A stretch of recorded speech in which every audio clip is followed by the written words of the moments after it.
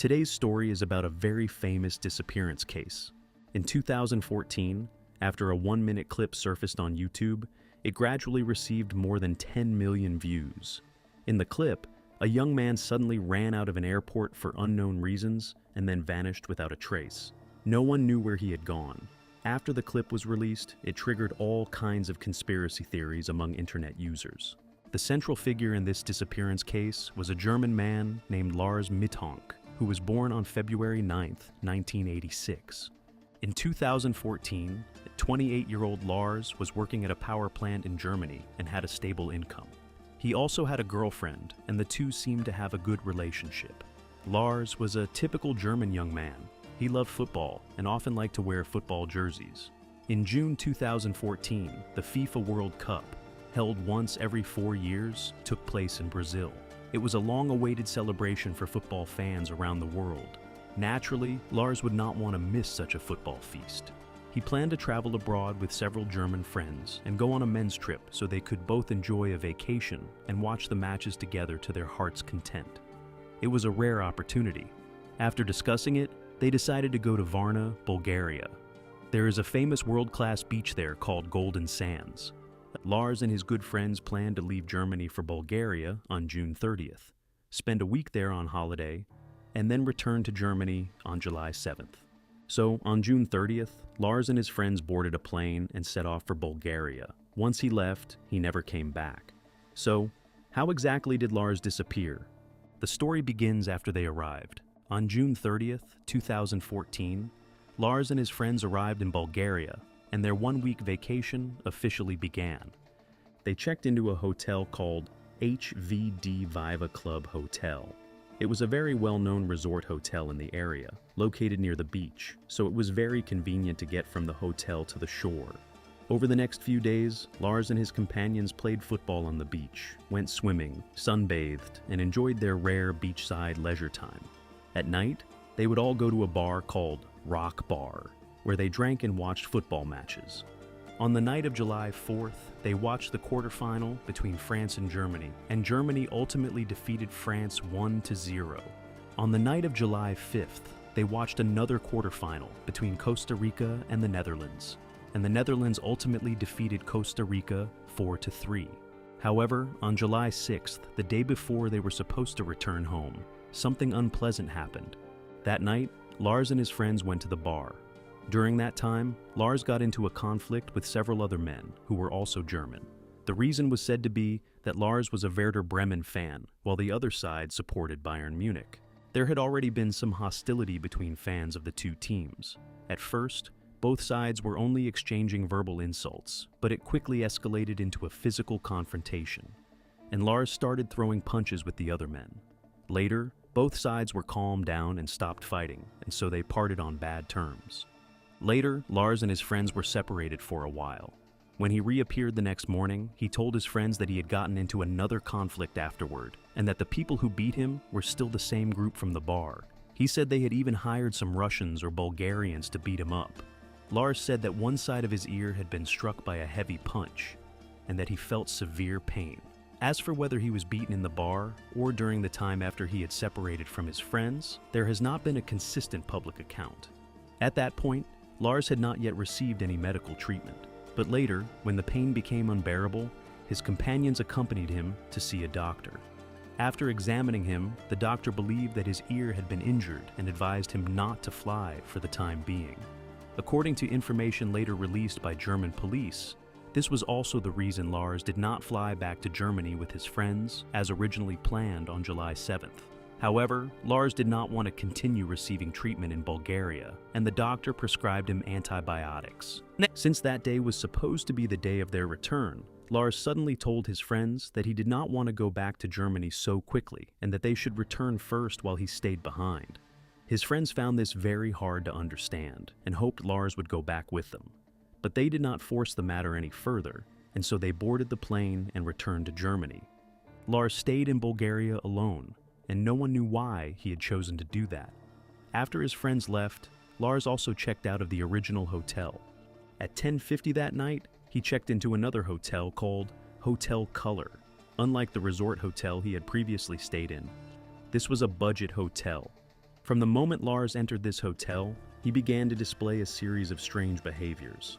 Some later reports mentioned that the hotel staff felt Lars seemed very panicked when checking in. He kept glancing out the window from time to time, as if he were hiding from someone. At 11:50 that night, Lars also made a phone call home.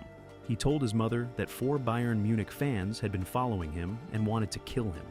On the phone, Lars said that he was in a very unsafe situation, so he told his mother to freeze all of his credit cards. Lars also said that he had medicine on him, and those people wanted his medicine.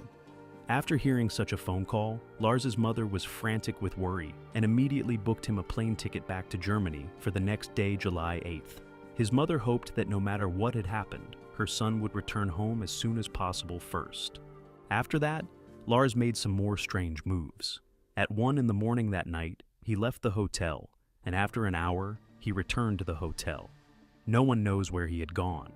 In fact, during that time, he may have been hiding somewhere outside the hotel, and he also made another phone call to his mother, saying that he was currently in danger. At 4:30 the next morning, Lars decided to go home. After checking out, he took a taxi to Varna Airport. In the car, Lars sent his mother a text message from his phone, telling her that he was safe and preparing to go home. The taxi brought Lars to the airport without incident, and airport surveillance cameras also captured footage of him. He was wearing a yellow t-shirt and denim shorts, carrying a red and black backpack and his luggage. He looked completely normal. He arrived at the airport at around 5 in the morning. After entering the airport, he spoke briefly with a woman, though no one knows what they said. However, judging from what he did later, he was very likely asking where the airport medical office was, because Lars probably wanted to have his ear checked again before boarding the plane. So, Lars went to the airport medical office and underwent another examination by a doctor. Lars stayed in the airport medical office for about 40 minutes. Later, a man dressed in construction workers' clothes entered the office, and when Lars saw him, he appeared extremely anxious. He kept rummaging through his bag, and his hands and feet would not stop shaking. Then, at 5:46, Lars rushed out of the medical office, sprinted all the way toward the exit through the airport hall, and ran out of the terminal building. While fleeing, Lars left his phone, wallet, passport, and all of his luggage in the medical office. The entire process was recorded by surveillance cameras. During the entire incident, Lars did not look back even once. It did not look as if anyone was chasing him. Instead, it seemed as though he was deliberately running toward a certain place. But in reality, he was unfamiliar with the area around the airport. After running for a while, Lars slowed to a walk. He alternated between walking and running, and eventually disappeared from the surveillance footage. According to the route he took while fleeing, after running out of the terminal, Lars climbed over a 2.5-meter fence topped with barbed wire and entered a dense area of sunflower fields and forest. This showed that at that moment, he possessed an extremely strong burst of energy and adrenaline. After Lars's mother realized that her son had gone missing, she quickly contacted the Bulgarian police and personally traveled from Germany to Bulgaria as well. Local police deployed helicopters, drones, and police dogs to search areas where Lars might have appeared, as well as the forest near the airport, but they found nothing. Later, Lars's mother also hired a local private investigator to help search, to see whether there were details the police had overlooked. But again, nothing was found, and Lars simply remained missing. His disappearance seemed very difficult to explain. Because the entire incident was so bizarre, someone uploaded the airport surveillance footage to YouTube and Facebook. On YouTube, the video surpassed 10 million views in a very short time and became a hot topic around the world. The video spread very widely. A year later, a truck driver claimed that he had once seen a homeless man on the roadside asking for a ride, and that person looked very much like Lars. However, because he did not take a photo at the time, there was no way to verify whether that person really was Lars. Later, an internet user made a post saying that they had seen Lars on a road in Canada. The poster said they were 99.99% sure that person was Lars. According to the poster, the person looked like a beggar. Since the poster did not provide any photo, the claim was not believed by many people. As for Lars's disappearance, internet users around the world began discussing it. One theory holds that the crime rate in Bulgaria was relatively high, and that the people Lars encountered in the bar were very likely drug dealers. After the fight in the bar, that group targeted Lars. After his friends left, Lars was then controlled by them. Some even speculate that the group forced Lars to help them transport drugs. Lars did not want to drag his German friends into the matter, so he insisted that they return home first while he stayed behind alone to deal with it.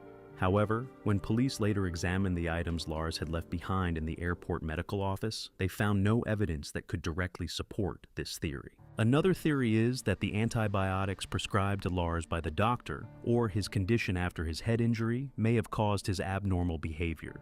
The most common side effects of such antibiotics are usually nausea, headaches, dizziness, and similar symptoms.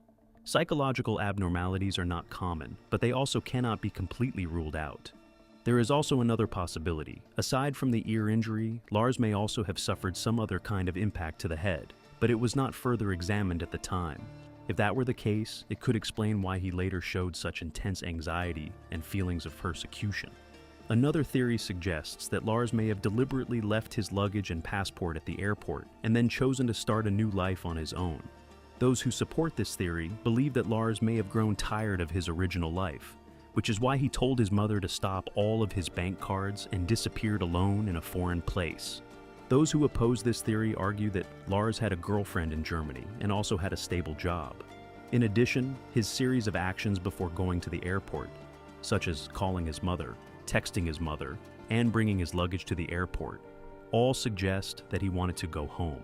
If he had really planned to disappear voluntarily, then those attempts to return home before he vanished would seem somewhat contradictory. As of today, Lars has been missing for nearly 12 years. Concerned internet users have even created a Facebook page for him, which contains all information related to him in the hope of helping Lars's family find him. What do you think happened to Lars? Do you think he is still alive? Feel free to leave your thoughts in the comments. See you in the next story.